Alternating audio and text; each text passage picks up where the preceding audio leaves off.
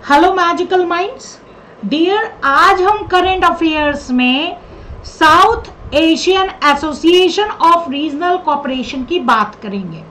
तो international associations में lastly हमने जो है आसियान के बारे में पढ़ा था, काफ़ी चीज़ें देखी थी, और आज जो है हम south Asian association of regional cooperation की बात करेंगे, जो कि इंटरनेशनल लेवल पे अगर हम भारत के पॉइंट ऑफ व्यू से देखें तो इंडिया इसका एक हिस्सा है, तो इसके बारे में आपको पता होना चाहिए। अक्सर आप न्यूज़ में सुनते होंगे सार्क के बारे में, तो आज हम देखेंगे कि इसकी हिस्ट्री क्या रही है, क्या चीज़ है सार्क, ये एसोसिएशन कब बना, कौन कौन से देश, कौन कौन से कंट्रीज जो है वो इसका हिस्सा है, ये सारी चीज़ें हम देखेंगे।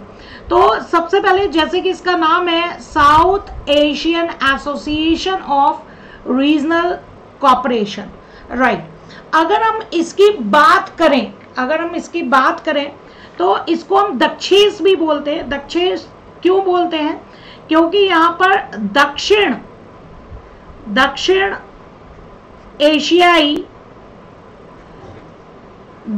एशियाई देशों की बात की गई है, तो दक्षिण एशियाई क्षेत्रीय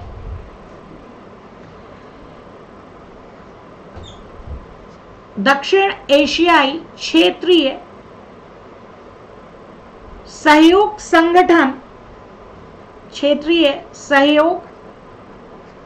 संगठन, इसको हिंदी में बोलते हैं, और इंग्लिश में south Asian association of regional cooperation हम बोलते हैं।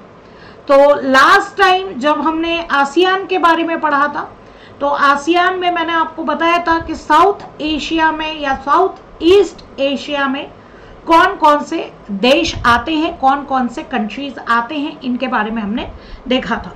तो हिंदी में इसको बोलते हैं दक्षिण एशियाई क्षेत्रीय सहयोग संगठन, यानी कि जो इंटरनेशनल लेवल पे जो दक्षिण एशिया यानी साउथ एशिया के जो कंट्रीज हैं, उन्होंने मिलकर एक अपना रीजनल कोऑपरेशन बनाया हुआ है, एक क्षेत्रीय संगठन बनाया हुआ है आपसी सहयोग के लिए। तो उसको हम यहाँ पर हिंदी में अगर हम शॉर्ट में देखें तो हम इसको क्या बोलते हैं? दक्षेस बोलते हैं। समझ में आ रही है बात? इसको हम दक्षेस बोलते हैं। जैसे इंग्लिश में हम सार्क बोलते हैं, ऐसे ही हिंदी में हम इसको दक्षेस बोलते हैं, यानी कि दक्षिण एशियाई क्षेत्रीय सहयोग संगठन। आइए तो चलिए इसके बारे में देखते हैं कि क्या क्या चीज़ें हमें पढ़नी है। तो जैसा कि अभी तो हमने फुल फॉर्म तो ऑलरेडी देख लिया कि फुल फॉर्म क्या है सार्क का, ये तो आपके सामने स्क्रीन पे है, तो फुल फॉर्म की हमको बात करनी थी। फुल फॉर्म के बाद अभी हम इसके एस्टैब्लिशमेंट के बारे में बात करेंगे, क्योंकि एग्जामिनेशन के पॉइंट ऑफ व्यू से कब इसका आइडिया जनरेट हुआ, कब इसका एस्टैब्लिशमेंट हुआ, इसकी हिस्ट्री क्या है, बेसिकली हम ये देखेंगे। फिर नेक्स्ट हम देखेंगे कि इसके ऑब्जेक्ट्स क्या हैं, इसके उद्देश्य क्या हैं, ऑब्जेक्ट्स क्या हैं, इसके प्रिंसिपल्स क्या हैं, ये हम देखेंगे प्रिंसिपल्स क्या हैं। आफ्टर 35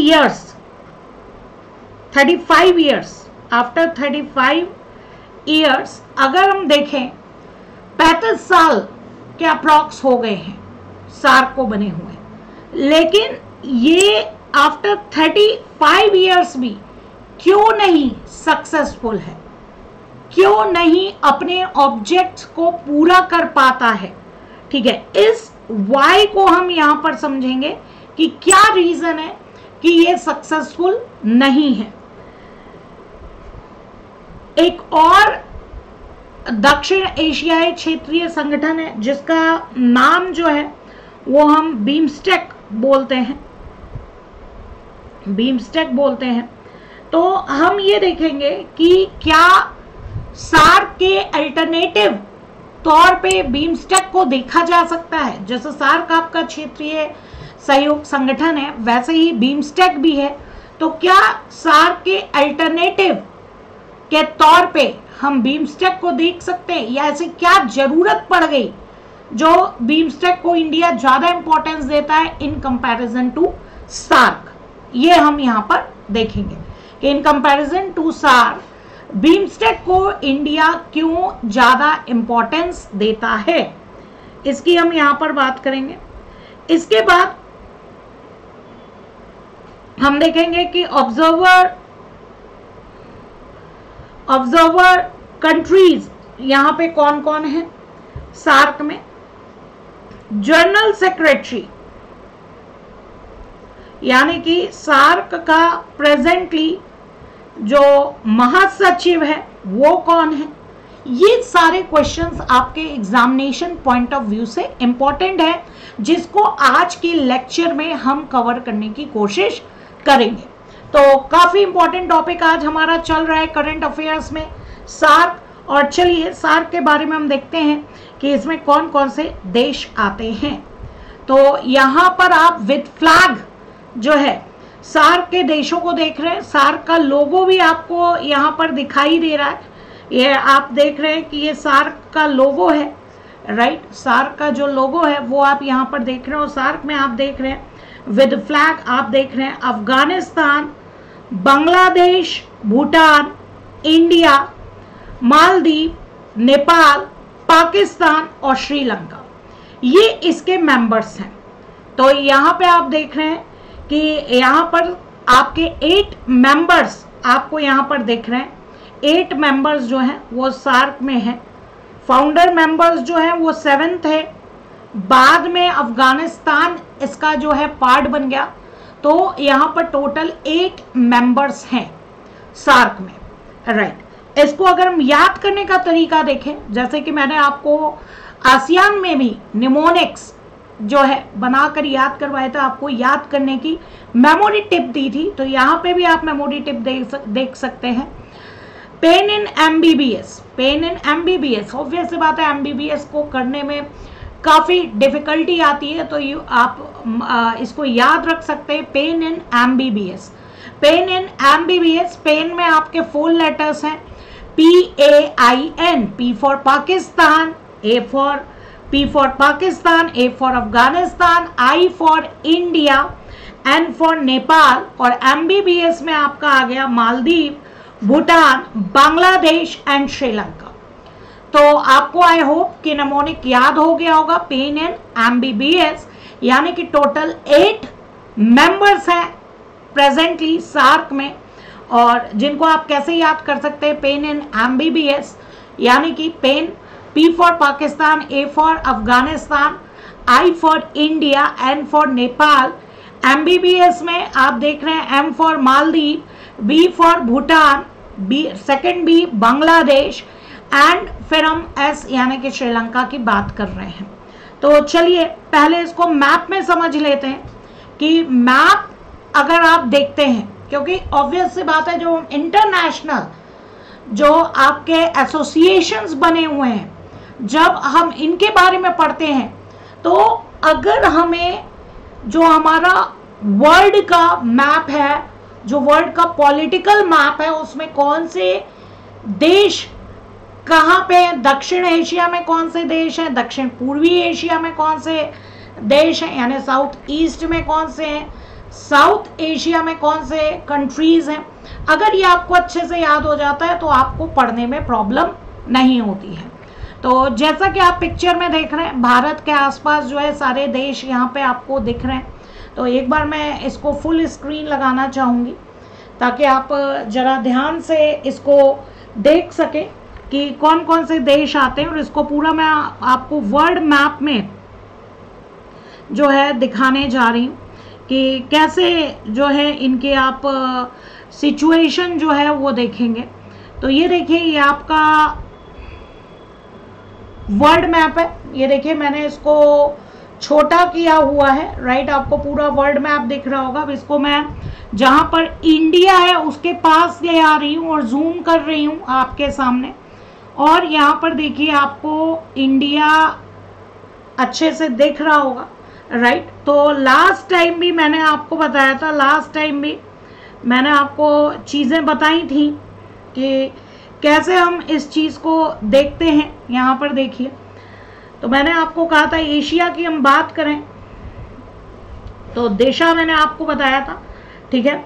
यहाँ पर नीचे साउथ आता है, ठीक है, ऊपर नॉर्थ आता है, ठीक है, इधर आपका ईस्ट आता है और इधर आपका वेस्ट आता है, राइट। तो आपको आई होप कि दिशा समझ में आ रहा होगा। तो साउथ एशिया की हम बात कर रहे हो, साउथ एशिया में इंडिया आप देख रहे हो आता है, इंडिया आपका साउथ एशिया में आता है। तो ये आपको इंडिया दिख रहा हो, इंडिया की जो कैपिटल है वो है आपकी न्यू दिल्ली। तो ये आपको दिख रहा है इंडिया।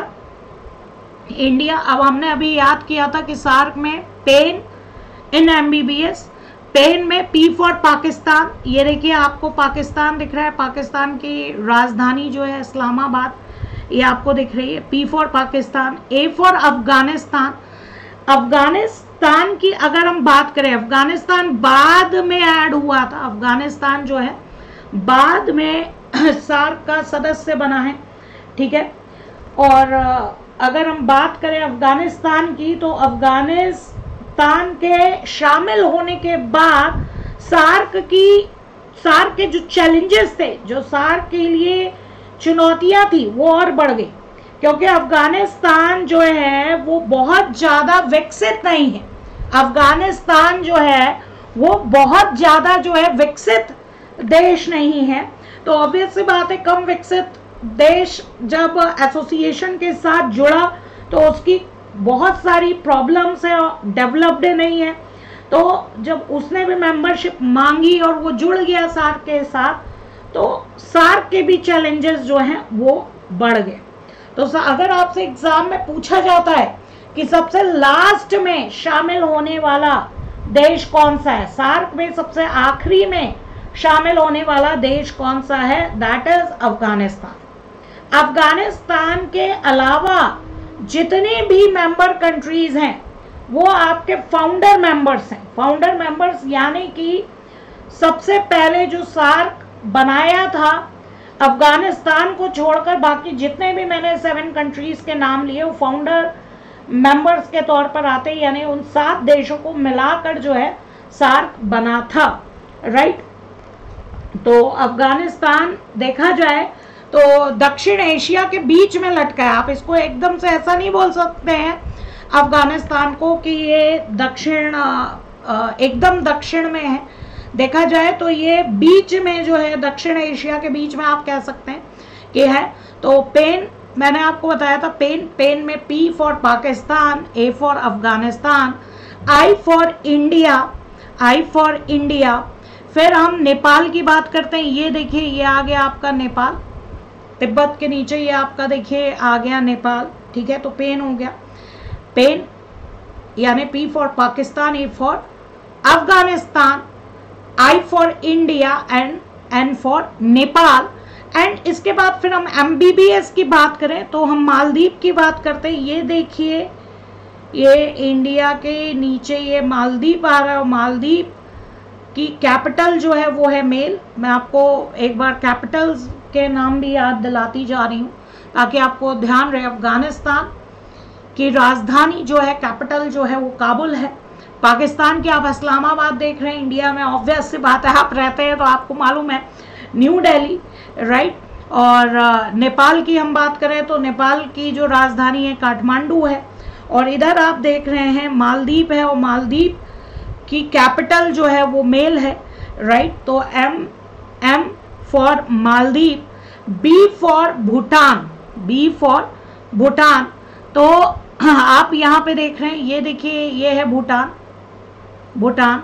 और लासा जो है भूटान की राजधानी है, लासा जो है भूटान की राजधानी है। सेकंड भी हमने बात की बांग्लादेश की, तो ये आप देख रहे हैं, ये आपका बांग्लादेश है। बांग्लादेश की राजधानी है ढाका, ठीक है। और S फॉर श्रीलंका, ये देखिए, ये आ गया आपका श्रीलंका, ठीक है। और श्रीलंका की राजधानी यहाँ पे आप देख रहे हैं कोलंबो, राइट।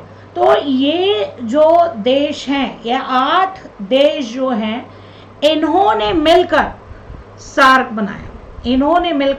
बनाया। आप देख रहे हैं भारत के सारे पड़ोसी जो नेबर कंट्रीज हैं वो सार्क में यहाँ पर शामिल हैं, राइट, ये वो सार्क में शामिल हैं। और 7 फाउंडर मेंबर्स के बारे में मैंने आपको बता दिया। और अगर आपसे एग्जाम में पूछा जाए कि सबसे लास्ट में आने वाला देश कौन सा है, सार्क में शामिल होने वाला सबसे आखिरी में शामिल होने वाला देश कौन सा है, वो है आपका अफगानिस्तान। और अफगानिस्तान के शामिल होने के बाद जो है, अफगानिस्तान के शामिल होने के बाद, क्योंकि वो खुद एक डेवलप्ड कंट्री नहीं है, वहाँ पे खुद उनकी प्रॉब्लम्स है, सार्क के भी चैलेंजेस बढ़ गए क्योंकि वो एक खुद डेवलप्ड कंट्री नहीं है। तो ये चीज़ आपको समझ में आ गई होगी और एक आपको वर्ल्ड मैप में सार्क की इम्पोर्टेंस का आइडिया लग गया होगा कि हम किस लिए यहाँ पर बात कर रहे हैं, राइट। तो ये आपको एक कि मैप में क्या पोजीशन है इसके बारे में आपको एक आइडिया लग गया है, राइट। चलिए, तो अब हम आगे बढ़ रहे हैं, आगे देखते हैं सार्क के बारे में। एक आपको आइडिया लग गया। सबसे पहली बात ये, सार्क में कई सारे कंट्रीज, कई सारे यानी कि नंबर 8 कंट्रीज जो है वो शामिल हैं और ये उनका एक क्षेत्रीय संगठन है। क्षेत्रीय मतलब कि ज्योग्राफिकल जो पड़ोसी देश दक्षिण एशिया के हैं उन्होंने साथ आने की कोशिश की है, एक अंतर्राष्ट्रीय मंच पर, एक इंटरनेशनल प्लेटफॉर्म पे साथ आने की कोशिश की है। और इसलिए जो है सार्क जो है बनाया गया था, लेकिन ये अपने पर्पस को पूरा नहीं कर पाया।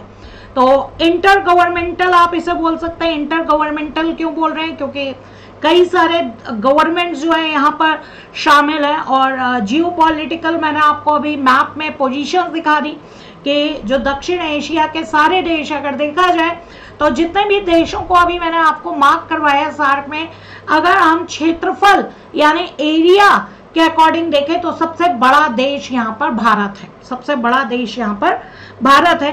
तो एक तरीके से साउथ एशिया के जितने कंट्रीज हैं उन्होंने मिलकर एक प्लेटफॉर्म बनाने की बात सोची, जिसको हम क्या बोलते हैं, सार्क बोलते हैं। तो यहाँ पर मेंबर्स आपको मैंने पहले ही बता दिया, आपको लर्न भी करवा दिया, राइट, के 8 members, Afghanistan, Bangladesh, Bhutan, India, Maldives, Nepal, Pakistan and Sri Lanka. SAARC का एस्टैब्लिशमेंट कहाँ हुआ था? सार्क का एस्टैब्लिशमेंट अगर हम देखें तो ढाका में 2 दिन का जो है फर्स्ट समिट जो है चला था 7 and 8 of December, 7 and 8 of December. और 8 ऑफ दिसंबर को सार्क ने जन्म लिया था ढाका में, सार्क ने जन्म लिया था ढाका में। और इसलिए हम इसको बोलते हैं ढाका डिक्लेरेशन लेटर।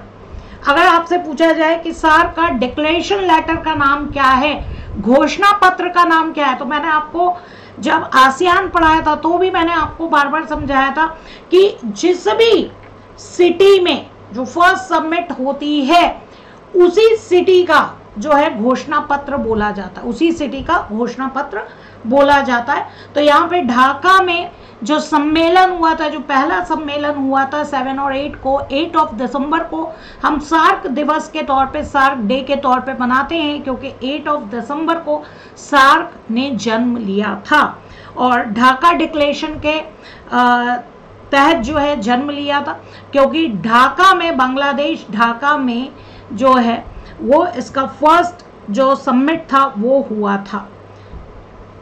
इसका जो सेक्रेटरीट है वो आपका नेपाल काठमांडू में है, नेपाल काठमांडू में है। अब यहां पर देखिए हेड ऑफिस आप बना रहे हो, सेक्रेटरीट यानी कि सचिवालय आप बना रहे हैं। सार्क एक एसोसिएशन है, आप देख रहे हैं उस एसोसिएशन में बहुत सारे जो साउथ एशिया के 8 कंट्रीज हैं वो साथ में आए। आपको मैंने बताया क्षेत्रफल के अकॉर्डिंग, एरिया के अकॉर्डिंग भारत जो है एक काफी बड़ा देश है। तो हेडक्वार्टर आपके अकॉर्डिंग कहाँ होना चाहिए था? हेडक्वार्टर आप कहोगे ऐसी जगह होना चाहिए था, या सचिवालय ऐसी जगह होना चाहिए था जहाँ पे आने जाने में सुविधा हो, जहाँ पे इजीली पहुँचा जा सके। लेकिन नहीं, आप यहाँ पे देख रहे हैं कि काठमांडू नेपाल में जो है इसका जो सेक्रेटरीट है, जो सचिवालय है, वो बनाया गया। तो इस पॉइंट ऑफ व्यू से देखा जाए तो इसका सचिवालय, अगर मैं बात करूं, जितनी मेरी समझ है, इंटरनेशनल जो ये कॉपरेशन बनते हैं तो सेक्रेटरीट या जो सचिवालय है वो ऐसे प्लेस पे होना चाहिए जहां इजीली जो है कम्यूट किया जा सके। लेकिन यहाँ पर जो है सचिवालय कहाँ बनाया गया? काठमांडू, नेपाल में बनाया गया। जबकि इंडिया आप देख रहे हैं कि सबसे बड़ा जो है सार्क एसोसिएशन का सबसे बड़ा जो देश है वो आपका इंडिया है, राइट। तो यहाँ पर ढाका बांग्लादेश में जो है इसकी समिट हुई, पहली समिट हुई, और वहाँ ढाका डिक्लेरेशन लेटर के तहत, ढाका घोषणा पत्र के तहत जो है सार्क बनाया गया। तो यहाँ पर अब आप सोचिए, अगर हम बांग्लादेश की हिस्ट्री पे जाएं, तो अगर हम बांग्लादेश की बात करें तो बांग्लादेश जो है 1971, 16 दिसंबर 1971 में बांग्लादेश बना। 1971 16 दिसंबर 1971 में बांग्लादेश बना। और आप अगर उसकी हिस्ट्री देखेंगे तो 1971 से लेकर 75 तक जो है वहाँ पे डेमोक्रेसी रही, राइट। लेकिन उसके बाद अगर हम 75 के बाद बात करें तो टिल 1995 तक वहाँ पर डिक्टेटरशिप रही। तो आप खुद सोचिए, यानी कि तानाशाही रही। तो वहाँ पर जो है उतना आप कह लीजिए डेवलपमेंट नहीं रहा। भाई भारत जब से आज़ाद हुआ है तब से डेमोक्रेसी ही है वहाँ, यहाँ पे तानाशाही नहीं है, राइट। लेकिन अगर बांग्लादेश में इसकी स्थापना की गई और बांग्लादेश में हम बात करें तो बांग्लादेश की हिस्ट्री में आप देखेंगे कि खुद बांग्लादेश जो है 1971 16 दिसंबर को बना है, ठीक है। और वहाँ पे 4 साल जो है डेमोक्रेसी रही, लेकिन उसके बाद जो है तानाशाही यानी कि डिक्टेटरशिप जो है आ गई थी। तो यहाँ पर आपको पहले ही खैर मैंने याद करने के लिए बता दिया कि जिस देश में स्थापना होती है एसोसिएशन की, वहीं का घोषणा पत्र होता है, वहीं का डिक्लेरेशन लेटर होता है। तो 8 दिसंबर को हम सार्क डे बनाते हैं, क्योंकि ये उस दिन जो है एग्जिस्टेंस में आ चुका था, ठीक है। और हेडक्वार्टर के बारे में हमने बात कर ही ली है कि सचिवालय आपका काठमांडू नेपाल में है, जिसकी एक बेहतर कनेक्टिविटी नहीं है, जबकि जो फाउंडर मेंबर्स थे उसमें जो भारत है, भारत से बहुत अच्छी कनेक्टिविटी जो है वो बन सकती थी, लेकिन नहीं, इन्होंने हेडक्वार्टर जो है काठमांडू नेपाल में बनाया, ठीक है। तो 7 फाउंडिंग मेंबर्स हैं, मैंने आपको पहले भी बता दिया था। अफगानिस्तान जो है वो 2007, ये भी पूछा जा सकता है कि अफगानिस्तान किस ईयर में सार्क के साथ जुड़ा था, तो आपको याद रखना है 2007 में जो है अफगानिस्तान जो है सार्क का हिस्सा बना था। अफगानिस्तान 2007 में जो है वो सार्क का हिस्सा बना था, राइट। चलिए, तो आगे हम देखते हैं कि सार्क में और क्या क्या चीज़ें हैं, कैसे हैं, ये देखते हैं। तो सार्क का यहाँ पे आप सेक्रेटरीट देख रहे हैं, काठमांडू नेपाल। 17 जनवरी 1987 में इसका सचिवालय बना, लेकिन यहाँ की बेहतर कनेक्टिविटी नहीं है, ठीक है। तो ये आप देख रहे हैं, उसकी पिक्चर देख रहे हैं आप लोग स्क्रीन पे, जहाँ पे सार्क का जो सचिवालय है। इसके बाद अगर हम ऑब्जर्वर कंट्रीज की बात करें, ऑब्जर्वर यानी कि आप कह सकते हैं, अगर हिंदी में हम बोले तो इसको हम बोलते हैं पर्यवेक्षक। पर्यवेक्षक में आप यहाँ पे देख रहे हैं, जैसे कि आप कुछ ऐसा समझ लीजिए कि देशों के बीच अगर कोई जो मेंबर कंट्रीज हैं उनके बीच अगर कुछ लड़ाई होती है, जैसे कि आप घरों में देखते हैं कि भाई भाई में अगर कोई लड़ाई होती है तो कोई जो रिलेटिव है वो आते हैं सुलझाने के लिए, ठीक है। तो ऐसे ही ऑब्जर्वर कंट्रीज है, ऑब्जर्वर कंट्रीज में आप देखिए सार्क ने किसको किसको ऑब्जर्वर का दर्जा दे रखा है।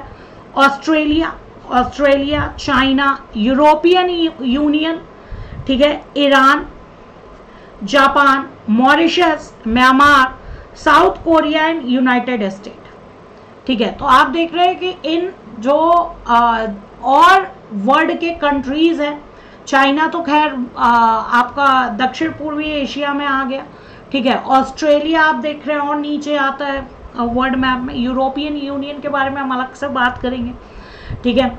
ईरान, जापान, मॉरिशस, तो आप देख रहे हैं कि ये जो कंट्रीज हैं ये इसके ऑब्जर्वर हैं। ऑब्जर्वर यानी कि अगर कुछ प्रॉब्लम आती है, कुछ लड़ाई झगड़ा होता है, तो ये 9 कंट्रीज जो हैं वो मामला सुलझाएंगे।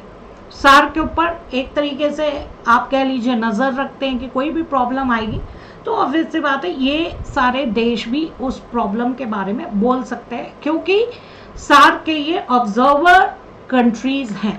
तो ऑब्जर्वर्स आपने देखा, राइट। चलिए आगे हम देखते हैं कि क्या है इसमें। अब हम बात कर रहे हैं सार्क के ऑब्जेक्टिव्स की।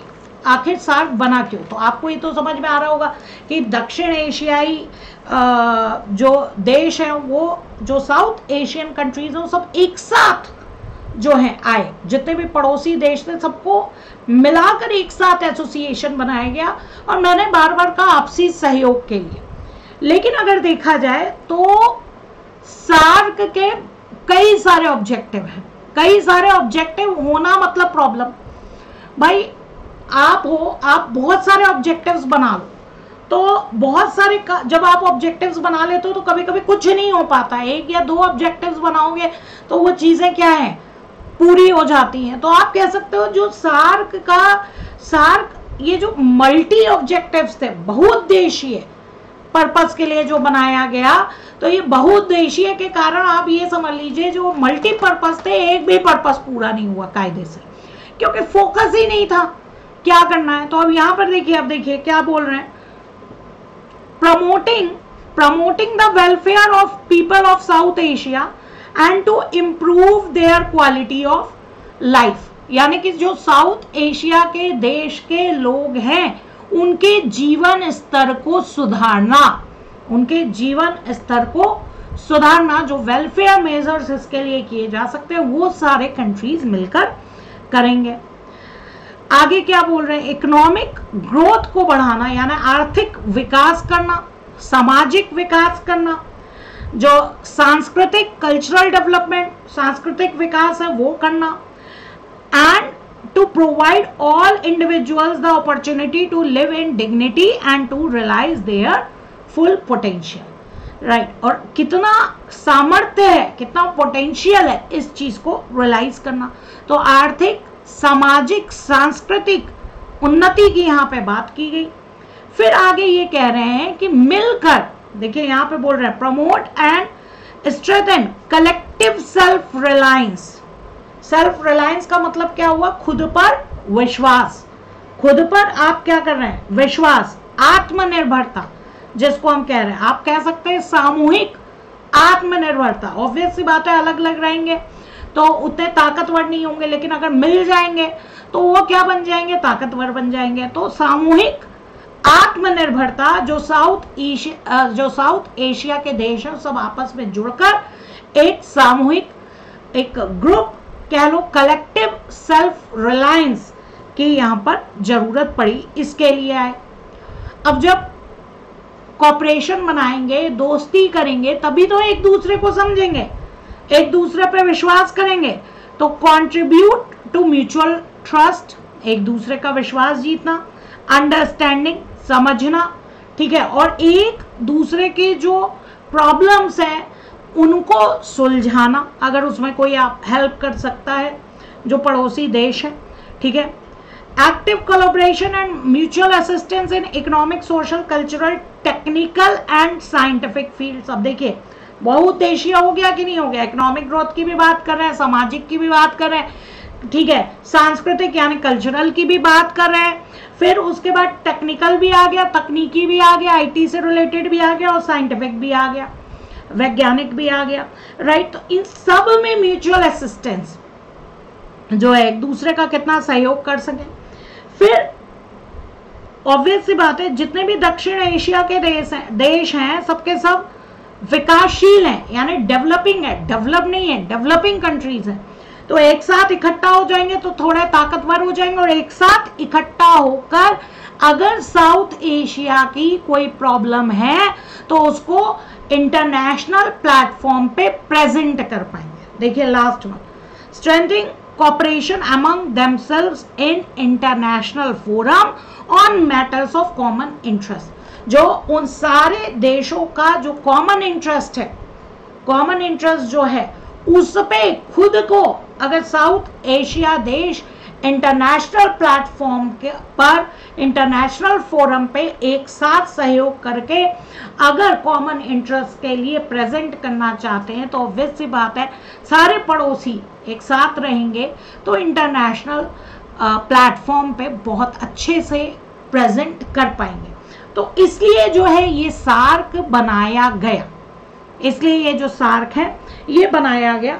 लेकिन इसका बहुउद्देशीय होना ही, ये जो मल्टीपर्पस है यही होना इसका प्रॉब्लम बन गया, क्योंकि कहीं फोकस नहीं था, ये भी कर लेते हैं, ये भी कर लेते हैं, ये भी कर लेते हैं, और इसके कारण हुआ कुछ भी नहीं।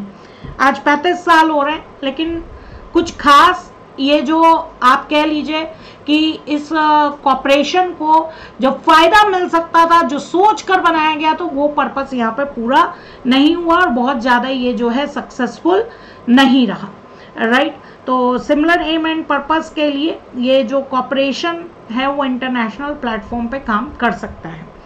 अब हम आ रहे हैं इसके सिद्धांत, इसके प्रिंसिपल्स तो खैर कई हैं, लेकिन इसमें 2 प्रिंसिपल आपके समझने के लिए बहुत इंपॉर्टेंट है।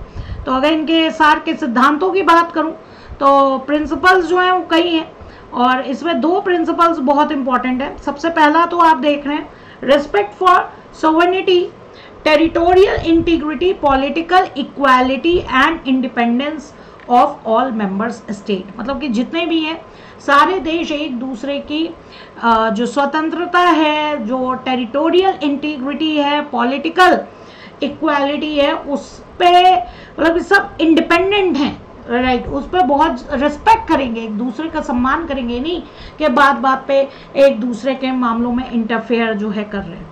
सेकंड वाला देखिए बहुत इंपॉर्टेंट है, बहुत इंपॉर्टेंट प्रिंसिपल है, non interference in internal matters is one of its objective. यानी कि कोई भी देश जो इसके मेंबर कंट्रीज हैं उन देशों के आंतरिक मामलों में हस्तक्षेप नहीं करेगा, राइट। आंतरिक मामलों के कोई अगर इंटरनल मैटर चल रहा है, राइट, तो उस पर हस्तक्षेप नहीं करेगा कि क्या चल रहा है भाई, इनके यहाँ की क्या पॉलिटिक्स चल रही है। अगर हमारा इंटरनल मैटर है तो हम समझेंगे। अब जैसे हमारा भारत पाकिस्तान का जो विवाद है वो हमारा अपना है, भारत पाकिस्तान के को सुलझाना चाहिए, उसमें आकर लोग जो है सलाह देने लगे, चीज़ें देने लगे, तो ये चीज़ यहाँ पर नहीं चलेगी, ये चीज़ यहाँ पर बोली जा रही है।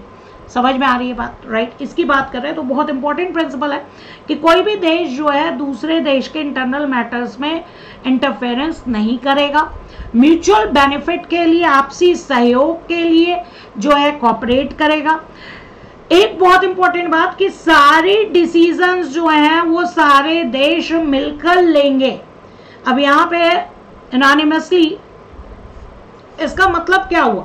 इसका मतलब ये हुआ कि कोई डिसीजन तभी लिया जाएगा जब सारे देश ओके करेंगे, सारे के सारे देश हाँ करेंगे। अगर एक भी देश एग्री नहीं होता है उस चीज के लिए तो वो काम नहीं किया जाएगा, ठीक है। तो यहाँ पर कोरम चाहिए, कोरम मतलब कि सारे 8 मेंबर्स प्रेजेंट होने चाहिए। कोई डिसीजन अगर लेना है तो 8 देश प्रेजेंट होने चाहिए और 8 की हामी होगी तभी वो काम होगा, 8 की हाँ होगी तभी काम होगा, अदरवाइज वो काम नहीं होगा, ठीक है। और जितने ऑल बायलैटरल इश्यूज मतलब जितने द्विपक्षीय मतलब 2 देशों के बीच अगर कोई मुद्दा है, कोई एजेंडा है तो उसको साइड में रखा जाएगा और मल्टीलेटरल यानी कि जो सारे देश हैं उनका मिलाकर जो प्रॉब्लम है, ठीक है, ये नहीं कि भाई दो देशों की दुश्मनी है जैसे भारत और पाकिस्तान की दुश्मनी है तो जो है उसी पे फोकस किया जाए, उसको आप साइड में रखिए और जब आप सार्क की मीटिंग में आ रहे हैं तो 8 देशों के बारे में जो है सोचिए, ठीक है। तो बायलैटरल इश्यूज के कारण आपको जो है ये नहीं होना है कि आप उसी पे डिस्कशन करें और उसके बाद जब 8 देशों की यहाँ पे बात चल रही है तो आप अपनी आपसी दुश्मनी निकालें। अब आपको कुछ समझ में आने लगा होगा क्यों नहीं सार्क सक्सेसफुल हुआ, क्योंकि जब भी पाकिस्तान आता है सार्क के प्लेटफॉर्म पे तो वही अपना पुराना राग अलापने लगता है, वही कश्मीर का मुद्दा लेकर वो क्या है आ जाता है। तो जब पाकिस्तान और भारत, पाकिस्तान जब भी सार्क के प्लेटफॉर्म पे आएगा वही अपना रोना लेके आ जाएगा, तो इसकी समिट जो है हो ही नहीं पाती है क्योंकि इनके बेसिक प्रिंसिपल्स जो है वो हिल जाते हैं। आप देख ही रहे प्रिंसिपल्स में क्या बोला है, पहला बोला है कि दूसरे देश के मामले में कोई इंटरफेरेंस नहीं होगा, ठीक है। अब यहाँ पर पाकिस्तान क्या चाहता है कि अदर जो कंट्रीज हैं वो इंटरफेयर करें, राइट, और हर बार पाकिस्तान अपना रोना लेकर यहाँ पर क्या है आ जाएगा, कश्मीर का रोना लेके, राइट। तो मतलब कि जो प्रिंसिपल बोला गया है कि बायलैटरल इश्यूज को आपको साइड करना है, साइड में रखना है, उसके अलावा डिस्कशन करना है, वो हो ही नहीं पाता है। तो सार्क की समिट जो है वो सक्सेसफुल होती ही नहीं है, सार्क की जो समिट है वो सक्सेसफुल होती ही नहीं है। ये यहाँ पर प्रॉब्लम क्या है बहुत बड़ी आ जाती है। तो ये प्रिंसिपल से ही आपको समझ में आ जाएगा कि बेसिकली जो सार्क है वो सक्सेसफुल क्यों नहीं है, ये चीज आपको प्रिंसिपल से समझ में आ जाएगी। समझ में आ रही है बात? तो ये प्रिंसिपल्स मैं आपको लगा रही हूँ, जरा एक बार ध्यान से देखिए, जो बातें मैं कह रही हूँ वो आपको समझ में आए कि नहीं आए, क्योंकि ये बहुत इंपॉर्टेंट है। आपसी विवादों को, जो द्विपक्षीय दो देशों के बीच बायलैटरल इश्यूज हैं, उनको जो है सार्क के मंच पर नहीं उठाना है, राइट, सार्क के मंच पे नहीं उठाना है। लेकिन पाकिस्तान हमेशा से यही करता आया है, जिसके कारण जो है इसकी मीटिंग्स, जो इसकी समिट्स होती है वो सक्सेसफुल नहीं हो पाती है। और सार्क के अल्टरनेट के तौर पे आप कह सकते हैं कि बीमस्टेक को देखा जा रहा है। आज की डेट में बीमस्टेक एक दूसरा इंटरनेशनल एसोसिएशन है जिसको सार्क के आप कह लीजिए कि अल्टरनेट के तौर पर देखा जा रहा है। समझ में आ रही है बात, राइट? तो आई होप कि इतनी बात आपको समझ में आ रही होगी कि यहाँ बनाया किसी और चीज़ के लिए गया था, बनाया गया था कि जो भी मतलब चाहे एग्रीकल्चरल की बात करें, चाहे हम हेल्थ इश्यूज, हेल्थ सर्विसेज की बात करें, पोस्टेज, खेल कूद की, स्पोर्ट्स की बात करें, कल्चरल कोऑपरेशन की बात करें, टेक्निक एंड साइंस की बात करें, rural development, telecom, transport, weather science जो है उसके डेवलपमेंट की बात करें, ठीक है, इन सब के लिए जो है सार्क बनाया गया था, रीजनल कोऑपरेशन बनाया गया था कि इन सब में सहयोग मिलेगा। बल्कि बाद में 85 में और भी एडिशनल कुछ ऐड किए गए कि आतंकवाद के खिलाफ, टेररिज्म के खिलाफ जो है संयुक्त अभियान चलाएंगे, मिलकर जो है अभियान चलाएंगे, या ड्रग्स वगैरह की जो ये स्मगलिंग होती है, तस्करी होती है, इसको रोकेंगे, महिलाओं का विकास करेंगे, विमेन का वेलफेयर करेंगे, उनकी भूमिका को बढ़ावा देंगे। लेकिन ये सब हो ही नहीं पाता है। क्यों? क्योंकि मीटिंग ही नहीं होती है।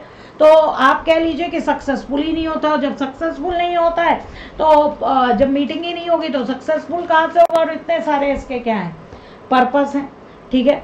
तो ये एक बहुत बड़ा रीज़न है कि ये सफल नहीं हुआ, राइट। तो अब एक और चीज़ मैं आपको दिखाने जा रही हूँ कि सार्क के आज तक भारत में कौन कौन से सम्मेलन हुए और आज की डेट में इसका जनरल सेक्रेटरी कौन है, ठीक है। तो ये आप यहाँ पे देखिएगा, ये देखिए, ये आपके करंट न्यूज़ में आ सकता है, ये आपके करंट न्यूज़ में, करंट अफेयर्स, क्योंकि आपका पेपर है तो प्रेजेंटली इसका न्यूज़ कहाँ से चल रहा है इसमें आ सकता है। ये मैंने आपके सामने विकिपीडिया जो है वो ओपन कर रखा है, राइट। तो यहाँ पे आप देखिए, सबसे पहले जो जब इनका सेक्रेटरीट बना था तो सबसे पहले अबुल हसन, अबुल एहसान जो है, अबुल एहसान आपको यहाँ पे दिख रहे होंगे, इसके जनरल सेक्रेटरी थे, यहाँ पे आप देख रहे होंगे इसके जनरल सेक्रेटरी जो थे वो आपके ये आप देख रहे होंगे, ये यहाँ पर देखिए, ठीक है, जनरल सेक्रेटरी थे इसके बाद जो है, इसके बाद देखिए, अच्छा यहाँ पे देखिए आप जनरल सेक्रेटरी जब यहाँ पे देख रहे हैं, जनरल सेक्रेटरी जब आप यहाँ पर देख रहे हैं,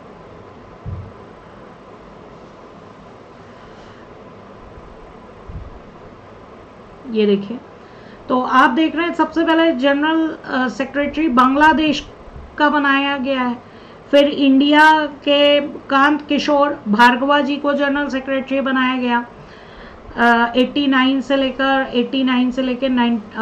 91 तक आप कह सकते हैं, राइट। तो ये आप ये देख रहे हैं कि अल्फाबेटिकल ऑर्डर में, यहाँ पे आप देखेंगे तो ये अल्फाबेटिकल ऑर्डर में है। पहले आप देख रहे हैं बांग्लादेश, बी के बाद क्या आता है, आई आता है, आई के बाद एम आता है, एम के बाद एन आता है, फिर पी आता है, फिर श्रीलंका का आया। तो इस तरीके से अल्फाबेटिकल ऑर्डर में है। और सबसे पहले सेक्रेटरी जो है वो अबुल एहसान थे, अबुल एहसान थे, राइट। और अभी देखिए, अभी यहाँ पर इंडिया की ओर से एक तो आपके कांत किशोर भार्गवा सेकंड सेक्रेटरी बने थे, फिर उसके बाद शील कांत शर्मा जी बने थे, राइट। अमजद हुसैन जो कि पाकिस्तान के थे, 2017 से मार्च 2020, 2017 से आप देख रहे हैं 2017 से जो है मार्च 2020 तक जो है अमजद हुसैन जो कि पाकिस्तान के थे वो सेक्रेटरी थे। ये आपके करंट अफेयर्स में आ सकता है। और प्रेजेंटली आप देखेंगे तो आपके यहाँ पर सेक्रेटरी के तौर पे ये पहले थे, और अभी जो है वो आप देख रहे हैं इसाला विराकून जो है वो 1 मार्च 2020 से, जो कि श्रीलंका के हैं, ये आपके सेक्रेटरी बने हैं, महासचिव बने हैं, ठीक है। तो ये आपको एक आइडिया लग गया होगा। अगर आपसे पूछे कि प्रेजेंटली कौन जो है सार्क का जनरल सेक्रेटरी है, तो इसाला विराकून, ठीक है, जो कि श्रीलंका के हैं, ये 1 मार्च 2020 में जो प्रेजेंट सेक्रेटरी हैं वो बने हैं। इसके पहले जो है अमजद हुसैन जो थे वो सेक्रेटरी थे, राइट। तो एक आपको आइडिया लग गया। अब यहाँ पे देखिए सबमिट्स कौन कौन सी हुई हैं, ये देखिए यहाँ पे देखिए सबमिट्स कौन कौन सी हुई हैं। तो यहाँ पे आप देख रहे होंगे सबमिट्स, ये देखिए सबसे पहले फर्स्ट सबमिट ढाका में हुई थी। ये देखिए सबमिट्स हैं, लाइन से सबमिट्स यहाँ पर दी हुई है, लाइन से सबमिट्स दी हुई है। अभी तक इंडिया में जो है 3 सबमिट्स जो हैं हुई हैं, 3 सबमिट्स हुई हैं। ये देखिए मैं आपको दिखाती हूँ मार्क करके, ये देखिए सबमिट्स दी हुई है। पहली सबमिट तो आपको पता है ढाका में हुई है, ठीक है। 1986 में बैंगलोर में इंडिया में इसकी सबमिट हुई थी, ये पहली सबमिट थी जो इंडिया में सार्क की हुई थी।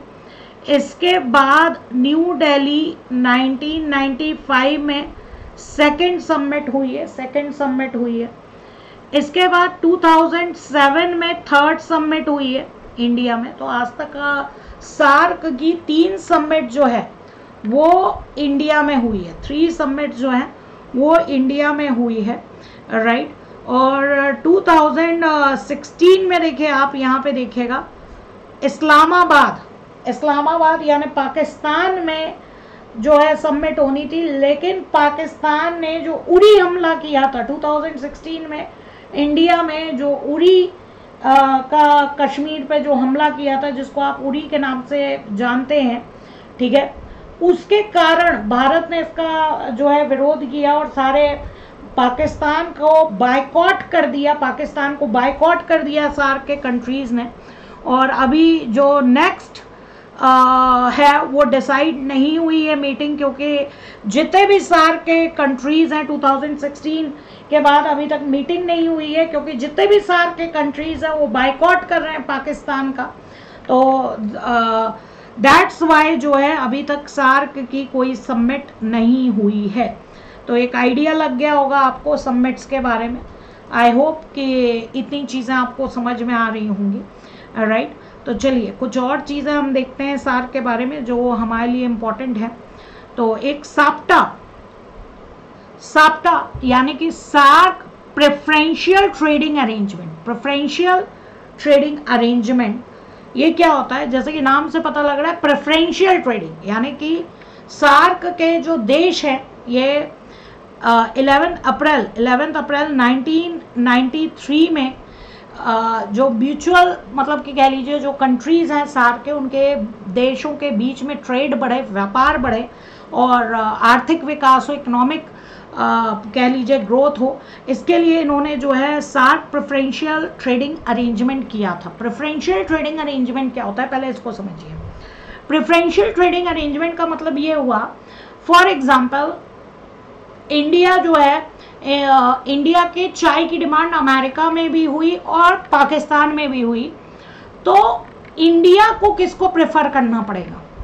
ऑब्वियस सी बात है, क्योंकि सार्क का प्रेफरेंशियल ट्रेडिंग अरेंजमेंट है, तो अमेरिका के साथ अगर आपका प्रेफरेंशियल ट्रेडिंग अरेंजमेंट नहीं है इंडिया का, लेकिन पाकिस्तान के साथ है, तो अमेरिका और पाकिस्तान में इंडिया को पाकिस्तान को प्रेफरेंस देना पड़ेगा। समझ लो, ये आपका प्रेफरेंशियल ट्रेडिंग अरेंजमेंट होता है कि हम किसको प्रेफरेंस देंगे, हम किसको प्रेफरेंस देंगे। जैसे कि अभी कोविड के जो वैक्सीन है वो इंडिया ने प्रॉमिस किया है कि सार्क कंट्रीज को भी क्या है जाएगी, सार्क कंट्रीज को भी जाएगी।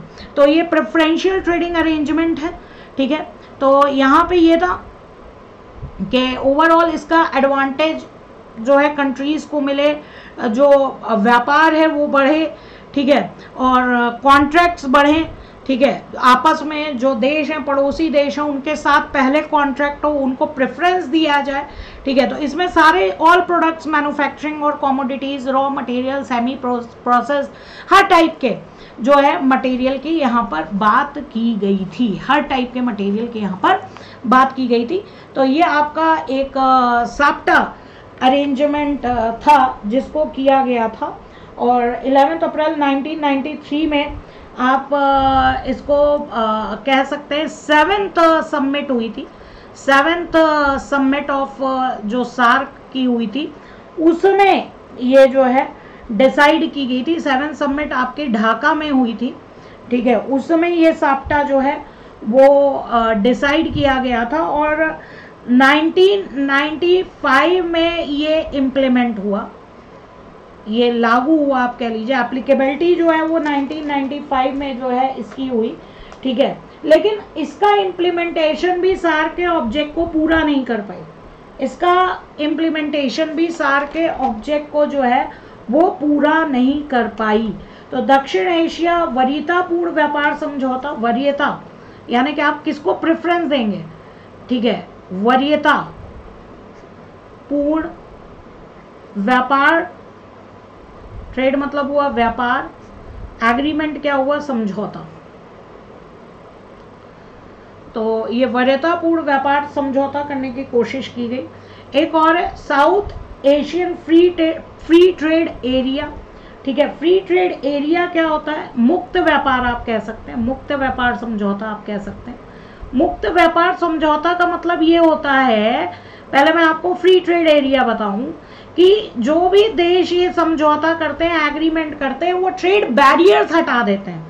जिन देशों के साथ जो ये समझौता होता है, एग्रीमेंट होता है, पहली चीज तो वो प्रेफरेंस प्रोवाइड करते हैं, पहली चीज तो वो एक दूसरे को क्या प्रोवाइड करेंगे, प्रेफरेंस प्रोवाइड करेंगे। दूसरा, जो बैरियर्स हैं, जो भी ट्रेड बैरियर्स हैं, जैसे कि आप कह लीजिए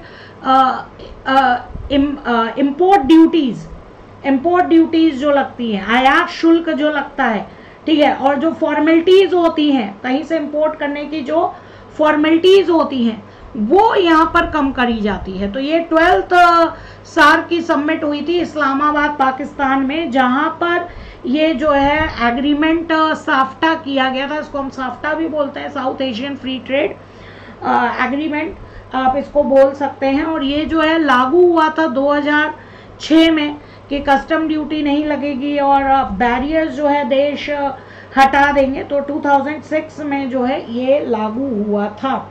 तो यहाँ पर आप देख रहे हैं कि साफ्टा एंड साफ्टा ये दो एग्रीमेंट हुए हैं, राइट। तो अब आपको ये समझना होगा, जो कि हम स्टार्टिंग से ही बात कर रहे थे कि अपने मतलब क्यों नहीं सक्सेसफुल हुआ, तो आपको समझ में आ गया होगा मैंने क्या क्या चीज़ें बताई। पहली बात तो बहुउद्देशीय मल्टीपर्पज़ था, इसके प्रिंसिपल्स को पाकिस्तान जो है वो फॉलो ही नहीं करता था, मीटिंग जो है सक्सेसफुली नहीं होने देता था, ठीक है। इसके बाद आप कह लीजिए कि पर्पस तो डिसाइडेड ही नहीं है, मल्टीपर्पज़ है, ये भी करना है ये भी करना है, राइट। अब घोषणाएं, अनाउंसमेंट्स और इम्प्लीमेंटेशन के लिए मीटिंग्स होनी चाहिए, तो प्रॉपर मीटिंग्स भी नहीं हो रही है, क्योंकि अभी आपने देखा है पाकिस्तान को बायकॉट कर रखा है सार्क के कंट्रीज ने, क्योंकि पाकिस्तान बार बार जो प्रिंसिपल है सार्क के प्रिंसिपल उसको अवॉइड करता है, उसका उल्लंघन करता है। तो ये आप एक रीज़न कह सकते हैं। इसके बाद आप देख रहे हैं भारत एक काफ़ी बड़ा देश है सार्क में। अगर आप देखें तो भारत जो है काफ़ी बड़ा देश है, लेकिन उसकी नीयत पे हमेशा जो सार्क कंट्रीज है वो संदेह करते हैं। जैसे कि भारत ने एक सार्क सैटेलाइट अंतरिक्ष में छोड़ने का प्रस्ताव रखा था, प्रपोजल रखा था सार्क सैटेलाइट को छोड़ने का, राइट। तो वो अभी तक नहीं हुआ, कोई भी मतलब कि जो अदर सार्क कंट्रीज है उन्होंने इस बात को नहीं माना, तो भारत पे तो संदेह ही करते हैं, ठीक है, पूरी तरीके से। इसके बाद मैंने आपको बताया कि हेडक्वार्टर उन्होंने कहाँ बना रखा है, सेक्रेटरीट कहाँ बना रखा है, ठीक है। इसके बाद क्या दिक्कत है, अफगानिस्तान की मैंने आपको प्रॉब्लम बताई, डेवलप नहीं है। इसके बाद भारत में तो डेमोक्रेसी है, लेकिन जो अदर मेंबर्स हैं उसमें बहुत सारे तानाशाह यानी डिक्टेटरशिप वाले भी देश हैं, ठीक है।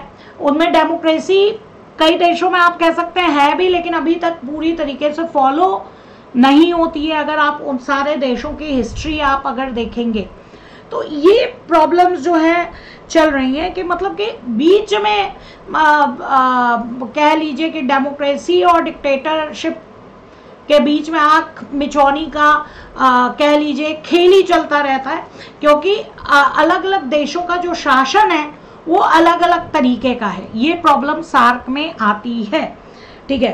तो यहाँ पर ऐसे ही आप देखेंगे कि नेपाल एंड भूटान में भी काफ़ी लंबे समय तक राजतंत्र जो है रहा है, ठीक है, डेमोक्रेसी इंडिया में ही रही है। तो ये प्रॉब्लम्स है। तो कैसे मतलब कि अगर आपसे पूछा जाए कि कैसे इसको सक्सेसफुल बनाया जा सकता है, तो जितने भी प्रॉब्लम्स मैंने आपको बताए इनको आप क्या कर दो, दूर कर दो, तो सार्क ऑब्वियस सी बात है क्या हो जाएगा, सक्सेसफुल हो जाएगा, राइट। तो करंट अफेयर्स में मैंने आपको बता दिया कि इस समय जनरल सेक्रेटरी कौन है, ये क्वेश्चंस जो हैं आपके सार्क में से आ सकते हैं। फिर कुछ चीज़ें आप यहाँ पे देख लीजिए, जो हमारी मिनिस्ट्री ऑफ एक्सटर्नल अफेयर्स है, मिनिस्ट्री ऑफ एक्सटर्नल अफेयर्स है, उन्होंने उसमें इंडिया की जो मिनिस्ट्री ऑफ एक्सटर्नल अफेयर्स है उन्होंने कहा है कि कोविड-19 की जो वैक्सीन्स हैं जो इंडिया में बनी है वो सार्क नेशंस को जो है सहयोग के तौर पे जो है प्रोवाइड की जाएगी, ठीक है। SAARC member countries turn down Pakistan proposal to host the grouping pending summit meeting, ठीक है। तो यहाँ पे पाकिस्तान जो है चाह रहा है कि वो अपने यहाँ जो है सार्क की समिट रखे, जिसमें उसने श्रीलंका और नेपाल को मना भी लिया है, लेकिन अभी बाकी देश जो है इस चीज़ के लिए, सार्क के बाकी मेंबर जो हैं इस चीज़ के लिए रेडी नहीं है, ठीक है। और जयशंकर जी ने रिसेंटली कहा है कि क्रॉस बॉर्डर टेररिज्म जो है या ब्लॉकिंग कनेक्टिविटी और ऑब्स्ट्रक्टिंग ट्रेड जो मतलब व्यापार में बाधाएं आ रही हैं, आतंकवाद का प्रॉब्लम आ रहा है, कनेक्टिविटी के जो प्रॉब्लम आ रहा है, ये बहुत बड़े चैलेंजेस हैं सार्क के, राइट। इसके बाद यहाँ पर नेपाल, और मैंने कहा है आपको कि नेपाल और श्रीलंका ने तो ओके कर दिया है कि हाँ सबमिट हो जाए, ठीक है, जल्दी से जल्दी। और इसके बाद एक और चीज़ बताऊंगी, यहाँ पर कोविड-19 का एक इमरजेंसी फंड बनाने की बात हुई थी। जो हमारा ये पेंडेमिक आया, महामारी आई कोविड की, इसके लिए कोविड-19 इमरजेंसी फंड बनाने की बात हुई थी सार्क नेशंस के द्वारा। तो सारे कंट्रीज़ ने जो है इसमें कंट्रीब्यूशन किया है अपने मन से, एक्सेप्ट पाकिस्तान जो है, सारे कंट्रीज़ ने जो है इसमें कंट्रीब्यूशन किया है। और जनवरी 21 में ministry of external affairs India जो है वो अनाउंस कर चुकी है कि जो भी देसी, मतलब कि हमारे देश में जो आत्मनिर्भर भारत के तहत जो मतलब कि वैक्सीन बनाई गई है, कोविड की वैक्सीन बनाई गई है, वो सार्क मेंबर्स को फेज़ वाइज जो है वो प्रोवाइड की जाएगी। तो ये इसका जो प्रेजेंटली सार्क की जो न्यूज़ थी वो मैंने आपके साथ डिस्कस कर ली है। तो आई होप कि आपको एक प्रॉपर आइडिया लग गया होगा कि हाँ सार्क क्या है, कैसे है और क्या चीज़ें हैं। बाकी चीज़ें आप डिस्क्रिप्शन में एक बार चेक कर सकते हैं। आई होप कि आपको सार्क के बारे में समझ में आया होगा। और नेक्स्ट जो लेक्चर होगा वो आपका बीमस्टेक के बारे में होगा, क्योंकि आज हमने बीमस्टेक के बारे में जिक्र किया है। तो सार्क के बाद अब बीमस्टेक पढ़ना हमारे लिए सबसे ज़्यादा बेटर रहेगा, राइट। Okay, thank you.